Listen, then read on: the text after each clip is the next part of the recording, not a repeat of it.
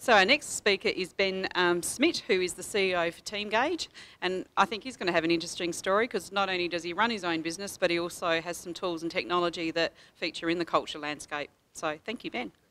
Thank you. Well, thanks everyone for having me. I've heard some great nuggets already, so I'll take some of those back with me as well.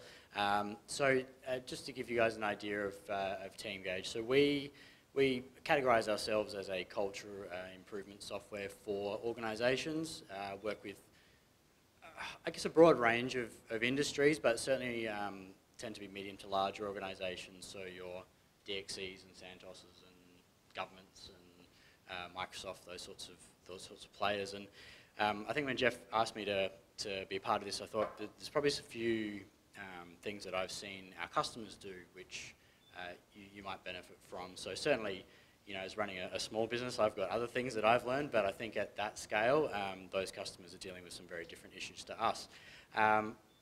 So I suppose in terms of our journey, why we started what we do was founded in actually the software industry. So I'd come from an IT background, and one of the things that we saw in the software industry was a really big shift in how software was built.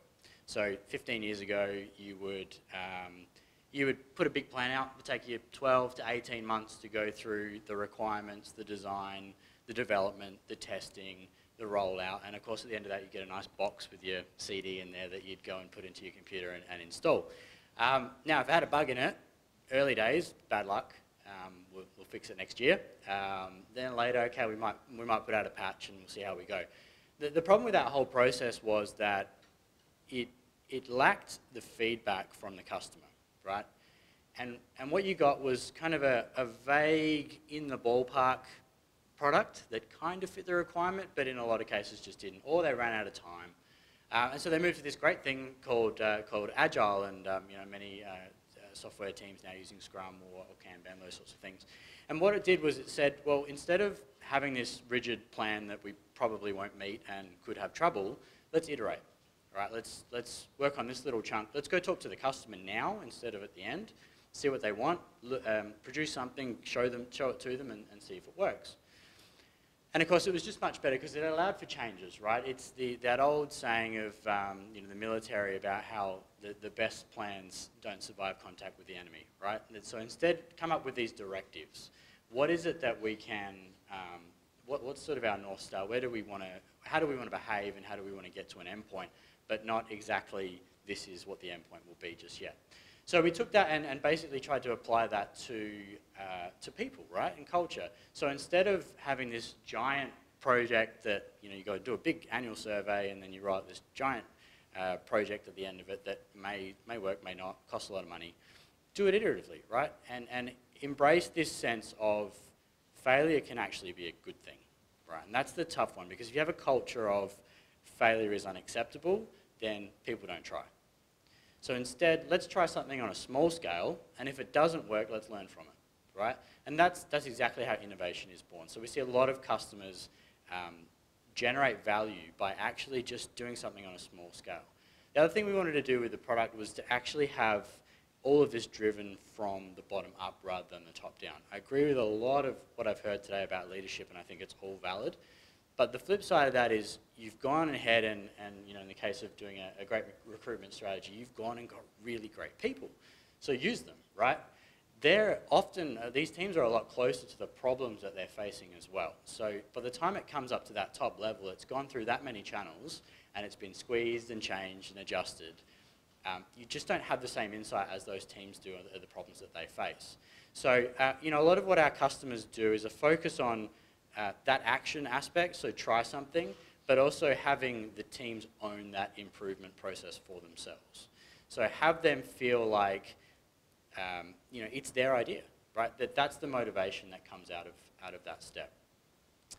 I guess in terms of other important lessons that we've seen from customers, I think it's important that the business owns the culture, not HR. I think HR is a great, you know, vessel for some of that to take place, but unless you have that buy-in at the top level, unless you have that buy-in in the business, it's just kind of that other thing that's on the side. It's printed on the poster on the wall, but you know, so what? Whereas if it's driven by the business, it becomes core to the company.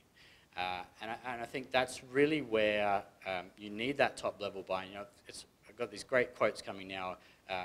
You know, we do a lot of work with Santos, and their people are now saying there will be no state from now till, you know, hopefully the business going forever, where we're not transforming, right? The old days of, oh, we've got a transformation project, it'll finish in December, that's gone, right? So this constant state of change is the new norm, and you have to find a way to embrace that change and actually thrive off it, right? See it as an opportunity, and have your team see it as an opportunity to get better and get what they want out of it as well. I suppose the last thing I'll leave you with is just the idea of you know, measurement and how important that is. I read a really great book lately from, it's called Thinking Fast and Slow. Has anyone read that? Really good book, highly recommend it.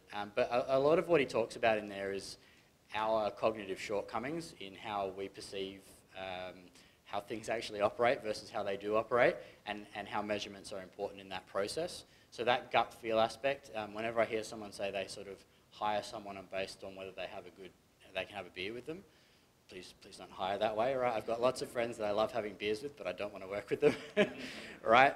But numbers are really important in every aspect, and I think from the recruitment process straight through to the you know, cultural and transformation and whatever it is that you're focusing on as a business.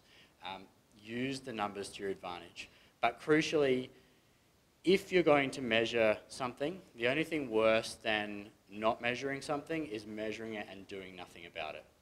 You're better off measuring in a far more simplistic way and actually acting on that and improving on that than trying to get this plethora of data that you can you know, file away in your SharePoint and never look at again. And particularly from the employee perspective, if I've given my feedback to my company, I've taken the time to do that, right? Like I've actually spent that effort, and I care what happens to my role, my team, and my organization. If I don't hear anything back from that, that's a really, really hard thing to take. Because the next time I'll say, why should I bother? Nobody cared, I said my piece, and that's it.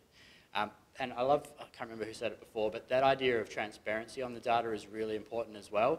I want to see how the whole organization's going, how the team's going, and it actually helps in a sense to say, if I think something's really important, but I'm an outlier on that, I can adjust my perspective as well, whereas if it's kept hidden, I don't know that information. So those are my gems. I hope you enjoy.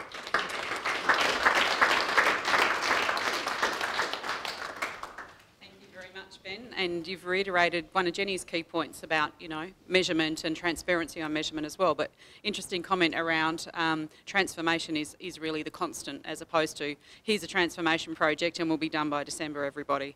Then you can relate.